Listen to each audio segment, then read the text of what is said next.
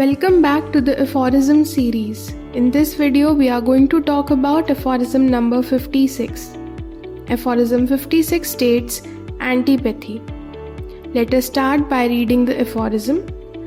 By means of this palliative antipathic enantiopathic method, introducing according to Galen's teachings contraria contrariis, for 17 centuries, the physicians hitherto could hope to win confidence while they deluded with almost instantaneous amelioration. But how fundamentally unhelpful and hurtful this method of treatment is in diseases not running a rapid course, we shall see in what follows. It is certainly the only one of the modes of treatment adopted by the allopaths that had any manifest relation to a portion of the sufferings caused by the natural disease. But what kind of relation? Of a truth, the very one, the exact contrary of the right one, that ought carefully to be avoided if we would not delude and make a mockery of the patient affected with a chronic disease. इस aphorism में doctor Hahnemann इस palliative method को criticise करते हैं। ये palliative method या कहें कि एंटीपैथी या एनांशियोपैथिक मेथड जो कि गैलेंस प्रिंसिपल पे बेस्ड है, गैलेंस प्रिंसिपल ऑफ कॉन्ट्रारिया कॉन्ट्रियस। इस प्रिंसिपल के अकॉर्डिंग जो भी सिम्टम्स पेशेंट के अंदर है उसके ऑपोजिट सिम्टम्स प्रोड्यूस करने वाली रेमेडी दी जाए तो पेशेंट ठीक हो सकता है। और ये अप्रोच पिछले 17 सेंचुरीज से प्रैक्टिस की जा रही है, जहाँ पे पेशेंट को डिल्यूड किया जा रहा है। डिल्यूड मतलब it is falsely portrayed as truth.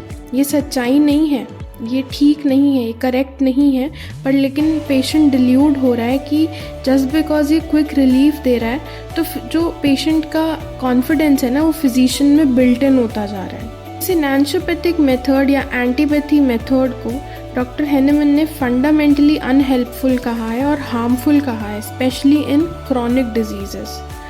क्यों? क्योंकि कुछ समय के लिए तो ये टेम्पररी एलिविएट कर देगा सिम्टम्स को, पर लेकिन ये रूट कॉज को एड्रेस नहीं करता, जिसकी वजह से जो पेशेंट की कंडीशन है वो एक टाइम के बाद वर्सन होती चली जाती है। डॉक्टर हेनेमन यहाँ एम्फेसाइज कर रहे हैं कि ऐसे ट्रीटमेंट्स को हमें अवॉइड करना चाहिए जो कि हमारे सिम्टम्स को मियरली सप्रेस करते हैं, ना कि उनका अंडरलाइंग कॉज समझते हैं। यहाँ वो बोल रहे हैं कि ट्रू हीलिंग के लिए एक डिफरेंट अप्रोच की ज़रूरत है। वो अप्रोच जो इंडिविजुअल के कॉन्स्टिट्यूशन को देखे और बॉडी के इनहेरेंट हीलिंग पावर्स को स्टिमुलेट करे ताकि बॉडी फाइट बैक कर सके, बॉडी को बार बार आपको पुश ना करना पड़े। चलिए एक बार इसका फुटनोट पढ़ते हैं। A third mode of employing medicines in diseases has been attempted to be created by means of isopathy, as it is called, that is to say, a method of curing a given disease by the same contagious principle that produces it. But even granting this could be done, yet after all, seeing that the virus is given to the patient highly potentized and consequently in an altered condition, the cure is effected only by opposing a simillimum to a simillimum. To attempt to cure by means of the very same morbific potency contradicts all normal human understanding and hence all experience. Those who first brought isopathy to notice probably thought of the benefit which mankind received from cowpox vaccination, by which the vaccinated individual is protected against future cowpox infection and as it were cured in advance. But both cowpox and smallpox are only similar, in no way the same disease. In many respects they differ, namely in the more rapid course and mildness of cowpox, and especially in this that is never contagious to man by more nearness. Universal vaccination put an end to all epidemics of that deadly fearful smallpox to such an extent that the present generation does no longer possess a clear conception of the former frightful smallpox plague. Moreover, in this way, undoubtedly, certain diseases peculiar to animals may give us remedies and thus happily enlarge our stock of homeopathic remedies. But to use a human morbific matter, a sorin taken from the itch in man, as a remedy for the same itch or for evils arisen therefrom is, Nothing can result from this but trouble and aggravation of the disease. इस aphorism में doctor Hahnemann third mode of employing medicine बता रहे हैं, जो कि है आइसोपैथी। आइसोपैथी में क्या होता है, जो कॉजेटिव एजेंट है या जो प्रोडक्ट है डिजीज़ का, उसी को यूज़ किया जाता है डिजीज़ को ट्रीट करने के लिए। अपनी होम्योपैथिक लैंग्वेज में बोले तो नसोड्स, हम नसोड्स भी ऐसे ही बनाते हैं।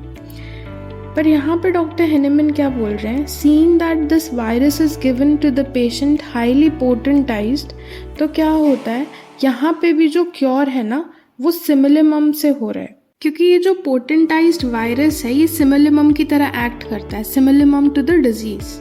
डॉक्टर हेनेमन यहाँ कह रहे हैं कि अगर हम ये समझें कि क्योर करने के लिए हम सेम मोबिफिक पोटेंसी यूज़ कर सकते हैं, तो ये हर नॉर्मल ह्यूमन अंडरस्टैंडिंग और एक्सपीरियंस को कॉन्ट्राडिक्ट करती है ये बात, क्योंकि सेम मोबिफिक पोटेंसी में हम क्योर नहीं कर सकते। अगर हमें पेशेंट को क्योर करना है तो जो अफेक्शन होनी चाहिए वो पहले वाले से स्ट्रॉन्गर होनी चाहिए। सपोज़ हम ये भी कह रहे हैं कि हम पेशेंट को आइसोपैथिकली ठीक करते हैं, तो अगर पेशेंट को पहले से कोई दिक्कत है और हम उस डिजीज़ प्रोडक्ट का या उस पॉजिटिव एजेंट का ही यूज़ करके पेशेंट को ठीक करना चाह रहे हैं, तो जो हमारी मेडिसिन होनी चाहिए, जो रेमेडी होनी चाहिए, it should be highly पोटेंटाइज्ड।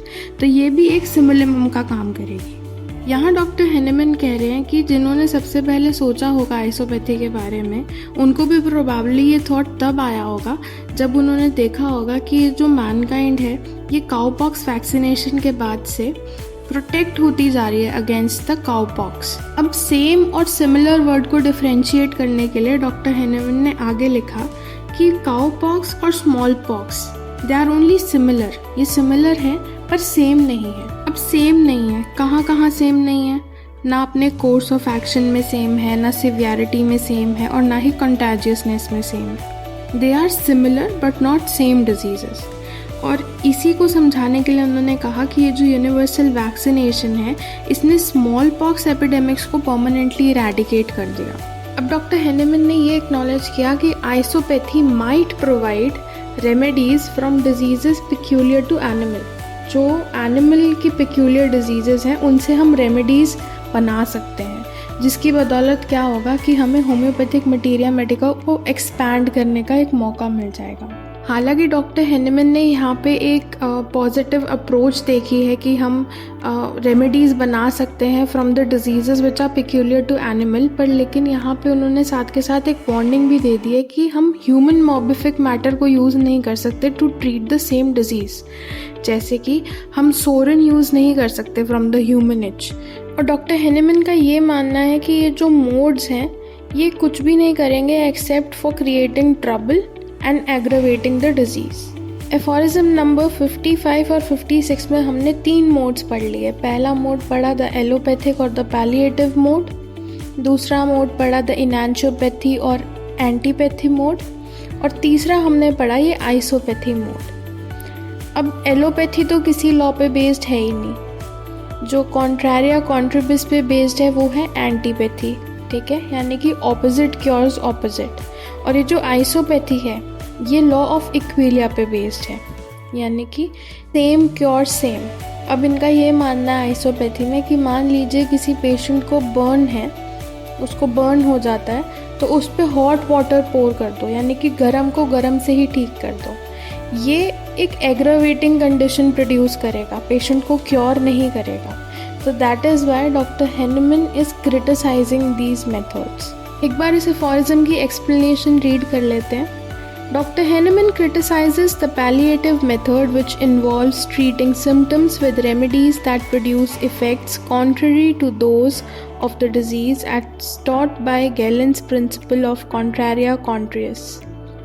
He acknowledges that this approach practiced for 17 centuries could temporarily delude patients with quick relief, thus earning physicians' confidence. However, he argues that this method is fundamentally unhelpful and harmful in chronic diseases. While it may temporarily alleviate symptoms, it does not address the root cause of the disease and can ultimately worsen the patient's condition.